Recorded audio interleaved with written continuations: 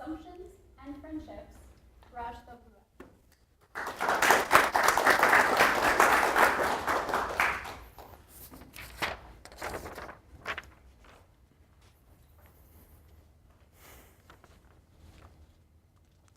When you assume,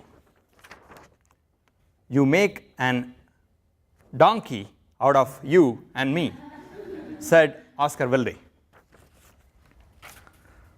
My dear fellow Toastmasters and distinguished guests, assumptions in particular do not help you when you are trying to make or maintain friendships. I came to the United States 12 years back. At the port of entry, an officer tried to read my name, full name. Ravinesh Togua Chandasekar. At that moment, I assumed that with such a weird name, I would have to try extra hard to make friends in this land. That was the start of my many assumptions which put me or my friends into trouble. My first job was in New Jersey. One day, my team went for lunch to a brewery. I carpooled in my coworker Danny's car. When we reached the restaurant, everyone except me ordered a sampler. Being a teetotaler, I thought a sampler would contain few small cups, the size of a vodka cup. But what came out was something like this: 6 large cups with beer filled to the brim. Now Danny was sitting right next to me.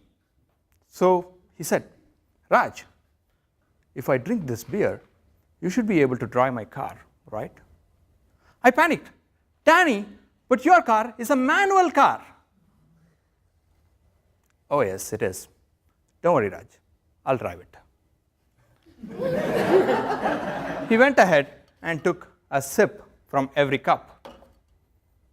And then he says, "Raj, driving manual car is easy. Why don't you just try?" "Danny, it's not easy. In India, we say that the name manual transmission is there for a reason. Every time you need to drive that car, you need to refer a manual. I just don't remember how to drive that car." Few more sips went in. Now Danny turned to me and said, "Raj, I will definitely drive the car."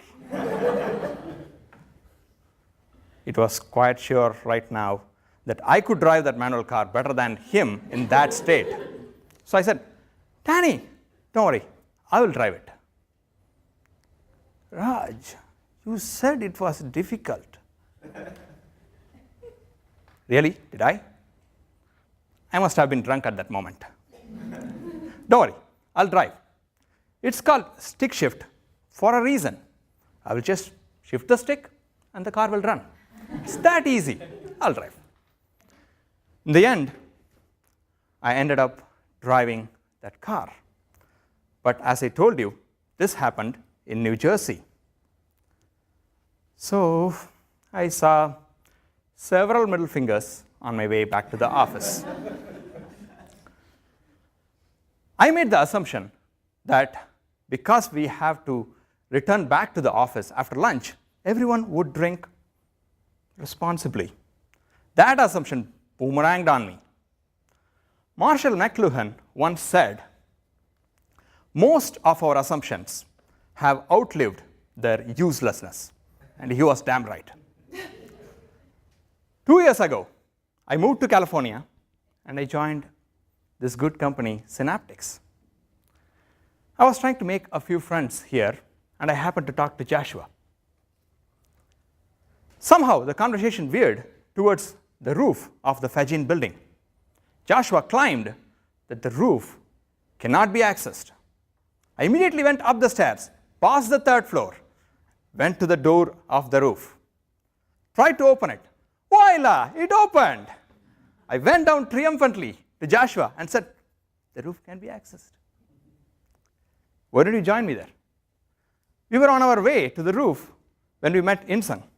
I asked Insung, have you ever been to the roof of the fashion building? Raj, can it be accessed? Insung, you have been here for 3 years and you have not been to the roof of the fashion building? What a shame. You should join us now.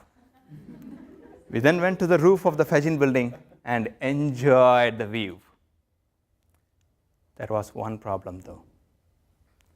When we tried to come back into the building using the same door, it didn't open. See, I assumed that the door opened from both the sides. Now, Insung took his cell phone and called Joel. Hey Joel, have you ever been to the roof of the fashion building? Now Joel goes, no Insung, can it be accessed? Joel, you have been in this company for more than 2 years and you have not been to the roof of the fashion building? What a shame. You should come over there. Joel goes, nah, I'm not in a mood. Anyway, why don't you just come over here and talk to me in person? We are in the same building. Well, only if you come to the roof, I can talk to you in person because I need to be rescued. The door is not opening. In both occasions, making assumptions was my fault. But I'm happy to report to you that I have so many friends now in the United States. They probably went by Norman Douglas's words. To make a friend, you must close one eye. To keep him, two. So when you want to make or maintain friendships, do not make any assumptions. Be open and do not see others' faults. And if you still doubt my statement, please go and talk to my wife. She just doesn't seem to know any of my faults. Madam Toastmaster.